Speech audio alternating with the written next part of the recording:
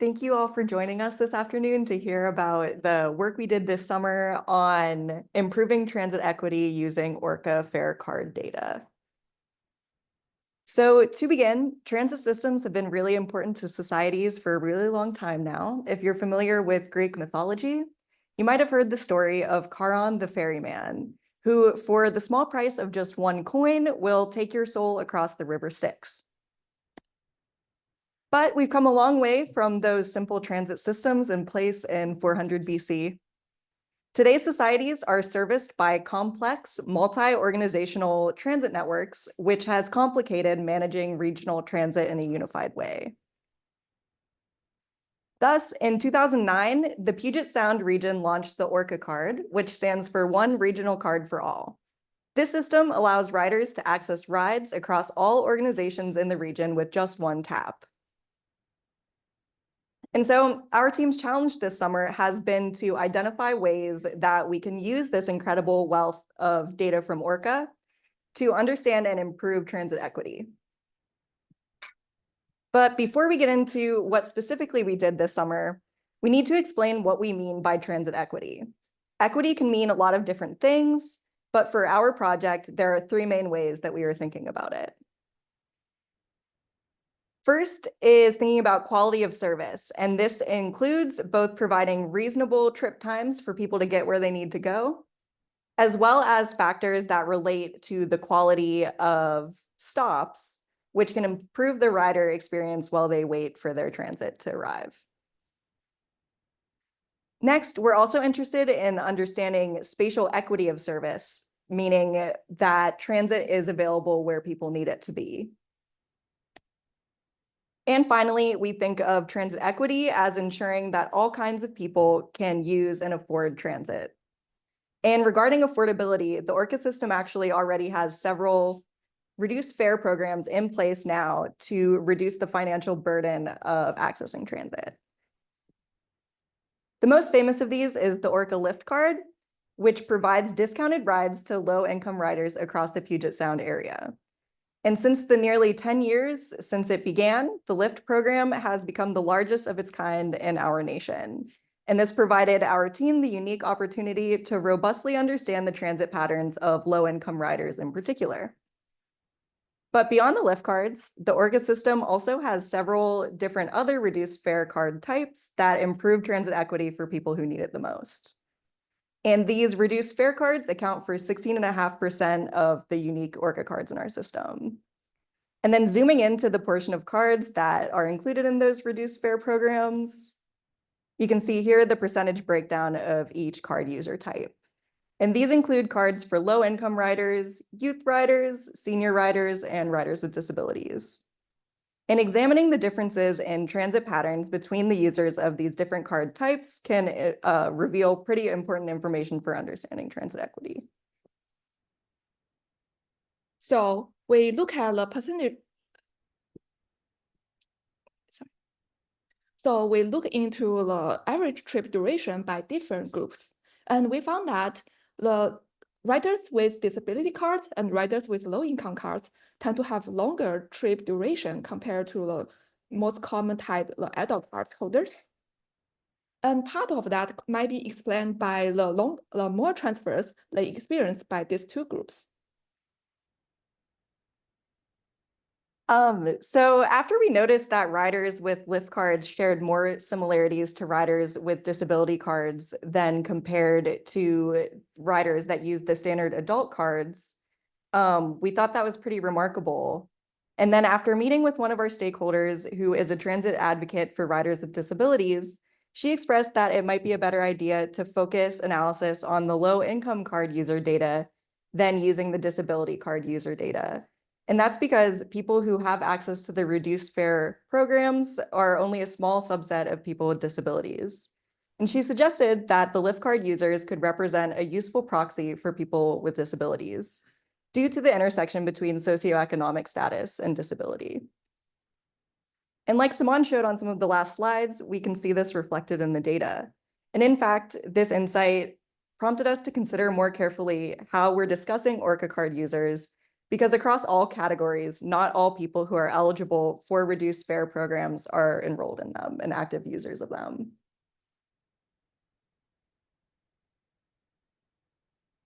So looking into the passenger car types is one way of categorizing the users, but there are other ways to look into the user behaviors. For example, we look into the temporal behavior of the users. On the weekly basis, we see that the weekend and weekdays have very distinct patterns. On the weekends, the trips generally concentrate on the noon afternoon-ish time. And on the weekdays, we see two peaks, one in the morning and one in the afternoon. You may think, okay, that may come from the typical 9 to 5 workers who commute on this time. But the question is, can we find other commute patterns from this huge data set? So to answer this question, we went through a heuristic way of classification. We used 3 months of data from March to May 2023. We filled out the least frequent users and start to look into the most common sense groups. For example, we start with identifying the most typical peak commuters. Then we look into the noon afternoon commuters who are more likely to be service workers. Then we look into the weekend users as well. Then we start look into the remaining data points and check if there are any other user patterns. So it appears that we did uncover a few other interesting groups. So for example, we found the one-way commuters, actually also the occasional riders and predominant afternoon commuters who are more likely to be night shift workers.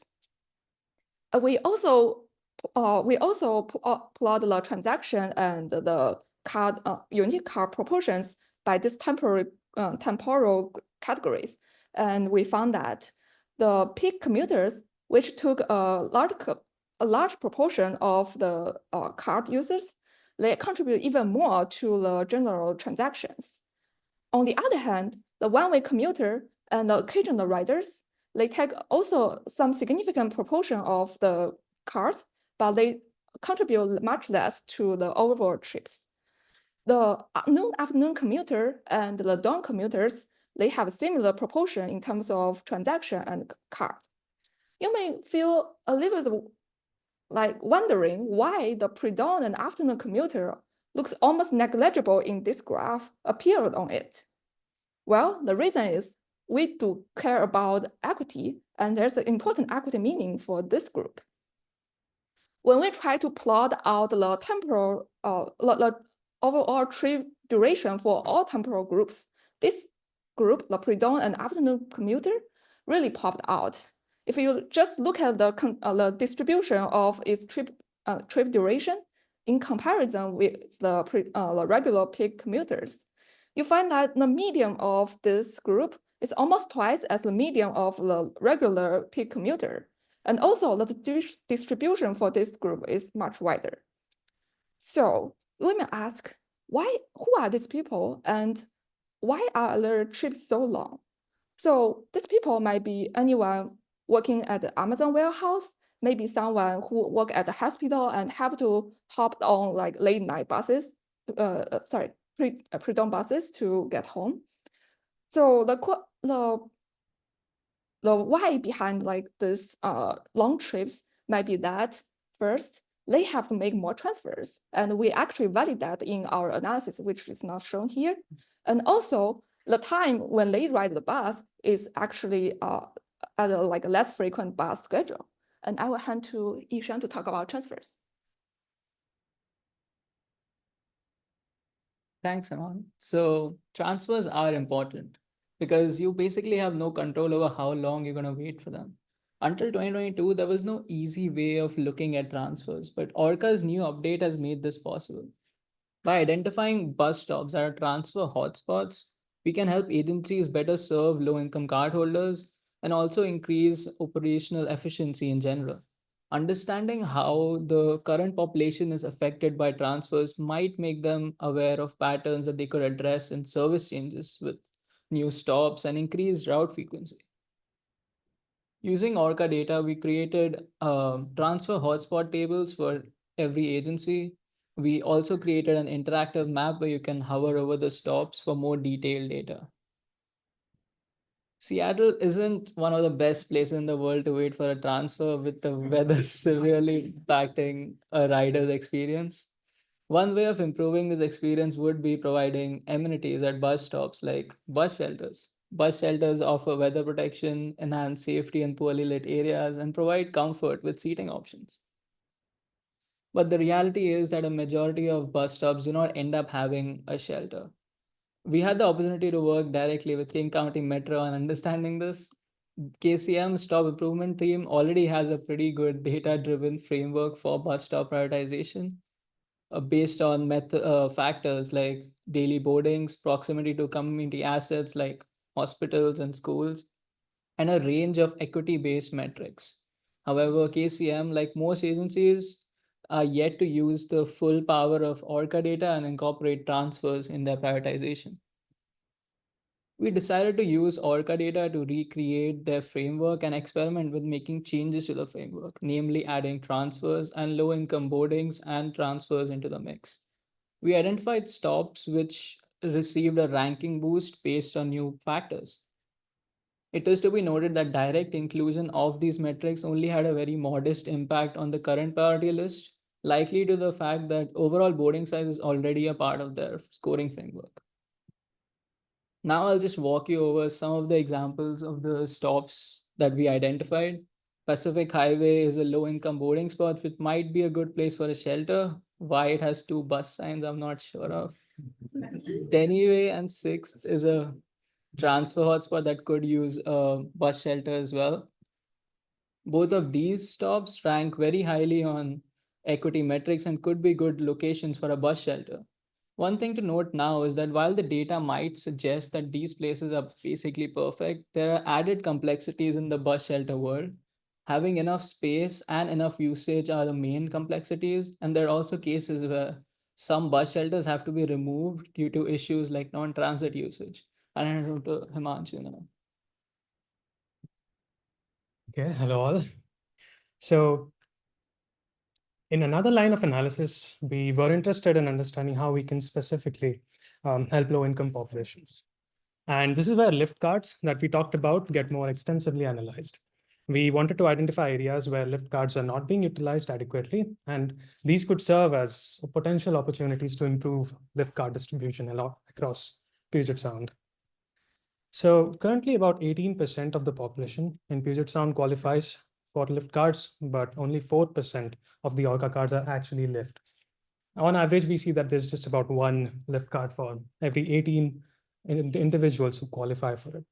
And speaking of eligibility, this card is available for all individuals who have an income of below 200% of the federal poverty level. The US Census data does provide us estimates of such low income populations, which helps our analysis a lot because we now have the ability to compare lift card usage from the Orca database and low income populations right down to the census block group level. So there are several different ways we can measure lift card usage in a block group using our Orca dataset. For simplicity and for this presentation, I'll talk about only one of them, which is the number of unique cards that were used at least once in a block group. So frequent users, infrequent users are given the same weight in this specific metric, though we did use other metrics. And also to keep things even simpler, we will be showing analysis for just one subset of King County, although rest assured, we did look into other areas of Puget Sound. Right, so here is a histogram for unique lift card usage across all block groups in the year 2023. It is heavily skewed towards the right. Oh, not working. Oh, okay. It is heavily skewed towards the right. But more importantly, on the left, you'd see that there are a lot of block groups that have barely had any lift card usage. We see this in a geospatial map, similar trends. Some specific hotspots highlighted in yellow, but again, many areas in violet that haven't seen much usage. Low-income populations, on the other hand, that we see on the left, are present in significant numbers all around King County. And putting these side by side, hopefully the difference is more evident, although if it isn't, please let me know, I'll update the visualizations. But this does emphasize that there will be low-income areas that potentially have inadequate lift card usage. And to make things even clearer, we have a scatter plot that could show these outliers, I mean, these areas of interest that are highlighted in red all over.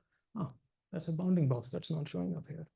And these are block groups that have low income populations above 500. And at the same time, throughout the year, they've had just two less than 250 unique cards used throughout the year.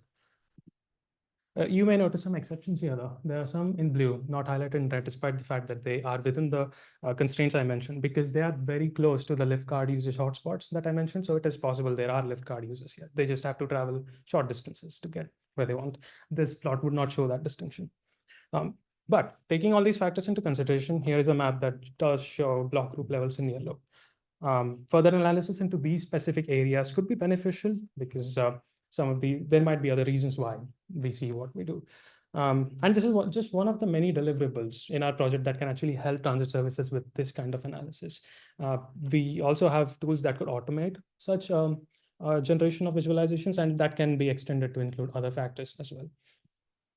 Which, speaking of which, a significant portion of our efforts in this DSSG program were invested in developing a Python package that can help in all kinds of analyses that we talked about, and so a lot that we couldn't talk about here. There is always room for improvement in these kinds of analyses, and this tool we hope could really help. And yeah, of course, we thank everyone who was involved in this project, the stakeholders who helped shape the direction of this project, the DSSG program staff that made it all possible and were immense guidance throughout the 10 weeks. And finally, the generous support of Federal Highway Administration and the eScience Institute. Yeah, thank you for listening. That's all from my side.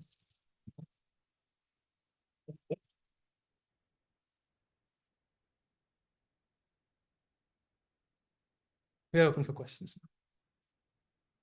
We have one from online. Okay. It says, did you consider looking at existing shelters as a label and the implied features that are presently considered for construction? Hey, yeah, there are a lot of like complexities that we saw, and we didn't have enough time to look into all of these, but we like a Python package actually does a good job in like combining different data sources. So we are like trying to look into them. Thank you for the good question. Yeah. Does the data you're using include information about travel time from someone's home to the nearest transit location? And if not, can you speculate on how that might affect your analysis? So, the question was, does our data set include travel time for analysis, travel time to home locations, for example? From your home to different destinations. Yes, so it can be inferred because, of course, you'd see that a lot of people don't tap off their Orca cards, but you can definitely infer like in locations and based on that, like infer travel times. But this kind of analysis does not include that yet because a lot of the time went in not just the Python package, but trying to work within the issues with the data set itself. Yeah, thank you for that question. Oh, one more. Oh, okay. I was wondering if you guys need to the one fare, like with the no more like one tap on, now they're changing into like one fare for like entire like link rides. Is that something you guys considered at all, or like thinking about in the future? That feels like a domain question that our project leads to answer better. Yeah. Oh, right. Yeah. We just need to. So there's new developments in the link here where we plan to have one fare for all users. So the question was whether we considered that. So the short answer is we can follow a card through time and space. That allows us to understand for about 70 to 80% of the trips, we can estimate where they exit a bus, even when they don't tap, and we'll use the same technology for estimating where they exit lift, even when they don't tap, which many people don't do right now, even though they're supposed to. So that gives us an idea of the origin and the destination of the transit trip. And by looking at when buses actually arrived, they were riding at those stops, we get the transit duration. So we know where they got on the bus, we know where they got off, or we estimate where they got off, and the time it took to exit. So the change in lift will not really affect. Okay, great.